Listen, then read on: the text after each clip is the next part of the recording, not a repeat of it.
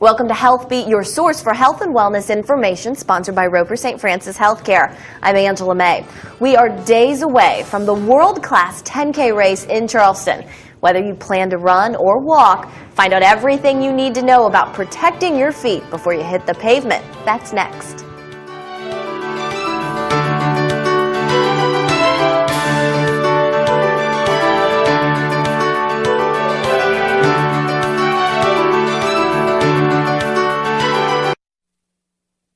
One Charleston tradition is the Cooper River Bridge Run, now in its 31st year.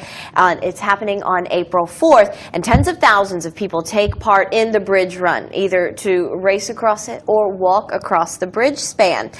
Now, some people go home with foot injuries afterwards, but you don't have to be one of them this year. Joining us today to talk about injury prevention, we have board-certified podiatrist Adam Brown joining us today to talk about what we need to do as we prepare for the Bridge Run, which is right around the corner. It's coming up soon. Yeah, but before we get into all of that, we also have to underline the fact that not only are you an expert in your field, but you are also an avid runner. Give us a little bit of background about how long you've been running. I started probably around 7, 8 years ago. You know, I grew up playing all kinds of sports. College baseball, and then once I was done with that, I kind of had a couple of years where I didn't do enough to stay in shape. So running kind of got me back in it. Team and training is an area you can go to basically train for a marathon. It's the Leukemia Lymphoma Society. That got me back into running. From there, I trained for a marathon, did the San Diego Marathon several years ago, and once you get caught up in running like that, you'll never stop, and I haven't stopped since. Well, good for you. So you definitely speak as a podiatrist and a runner. So thank you for being on the show. Now, there are several common injuries that you say plague bridge runners and walkers at the end of the race. Let's go over some of those and start first with the stress fracture. How exactly does it feel, and then how does it happen? Typically, it can start during training. It's usually sort of a dull ache on the top of the foot. It may come somewhere in the middle of your run. Towards the end of your run, you start to feel it. You get off it feels a little better, and what will typically happen over a week or two is that as you're running, it'll settle in. That dull ache will start quicker and quicker during your run, and so you kind of know something's getting worse until eventually, if the bone fractures all the way through, now you're not really looking to walk on it, or definitely not run on it. Wow, and just a few moments ago we popped up an image, an x-ray image of a stress fracture right there. Where exactly is the stress fracture in that picture? The area kind of in the middle of the picture, the area where what you have there is a big rounded area of bone callus that forms around the outside of the fracture. It's kind of your body's way to wall off the fracture. It's sort of like an internal cast that prevents movement, and that's usually, the picture there is about a month after the stress fracture developed. All right, now another common injury, it does not have a common name. It's called a sub-2 capsulitis. Tell us about that one. Sub-2 capsulitis is basically an overload or too much pressure going to an area in the ball of your foot, usually at the bottom or the base of the second toe. You can see there where the area is marked. Very common to develop that, especially when you're running on inclines or declines. So the bridge is especially prevalent for this type of injury, where again it's an overload to that spot. The tissues underneath there get inflamed, they get swollen, you get some burning pain, you can get some numbness going up into the toe even.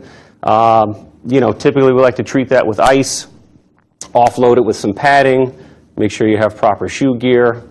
And that particular injury, the sub-2 capsulitis, can be confused or mistaken for a different kind of foot injury, right? A common area in the bottom of the foot that people have heard of is a neuroma, or a Morton's neuroma, which usually occurs more at the base of the third and fourth toe, more on the outer part of the foot. But also it can be burning, also it can give you numbness. So yeah, commonly people come into the office, they've gone on the internet already, so they see the burning, they read about it, and they figure they have a neuroma. And more times than not, it's the sub-2 capsulitis. Right. Don't self-diagnose yourself Correct. based on what you read on the internet. It happens a lot. All right. Well, we're going to highlight some other common common injuries in just a moment. But first, what are some of the common mistakes that the race participants make that lead to some of these injuries that we're highlighting today? The most common is usually just lack of training. You get the bridge run is coming up, you have 2-3 weeks left to get ready. And it's not a small race. I mean, this is not. the 10K, 6.2 miles, Right. and that can take a toll. And also the incline and decline. That also adds increased loads to the foot, to the knees, the rest of the body. So, the most common definitely is not giving your body the proper time to train. Most of the time the tissues in the body can adjust to pressure, to increase load if you do it over a extended period of time. But getting it in quick doesn't always work so well. Well, we're going to talk a little bit later in the show about how to prevent some of these injuries. But let's talk about runner's toe. That's a very common one. Very common, and even more common again after the bridge run. The inclines and the declines, what happens typically is that you jam up into the front of your shoe, so the pressure goes to the toe, and the nail can turn black or purple. And really what's happening is that blood is forming under the nail. A lot of times there can be a lot of pressure there, so if people come into the office soon after the run, sometimes we have to release it by putting a little hole in the nail and letting the blood kind of get out of there. Once it gets to that point, like in the image that we're looking at, I mean, you pretty much can kiss that toenail goodbye, right? Correct. You probably have a 50% chance of it falling off over the next month. And usually you can let that happen. I mean, usually you don't need to see someone if it's not hurting you. If it looks like that soon after the run, you give it some time and it'll grow off. All right, and there are easy ways to prevent that, and we'll get into that later. What about tendon injuries? Those are also pretty common. Very common, both on the inside of the ankle and the outside of the ankle. And again, same thing, overtraining or lack of training. You have to listen to your body. As you're training for the bridge run or any run, or even getting out there and starting, there's a good picture. That's called the posterior tibial tendon, which runs along the inside part of the ankle. Very commonly, people develop swelling, tenderness all along, basically the course of that tendon that we have drawn there. They come in and it hurts just to step up. They get up in the morning and they can barely even put their foot down until it loosens up a little bit. Oh, yikes. And plantar fasciitis. Plantar fasciitis is probably the most common thing I see in the office, both before or for the training and following the run, and it is an increased load or increased strain to a ligament that sits along the bottom of the foot.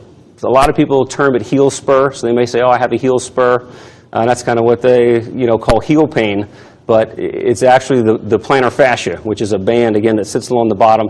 It really gets strained when you're going up hills. So the bridge, again, can lead to quick overload in that area. Bottom line, to avoid all of this, you got to have the proper training.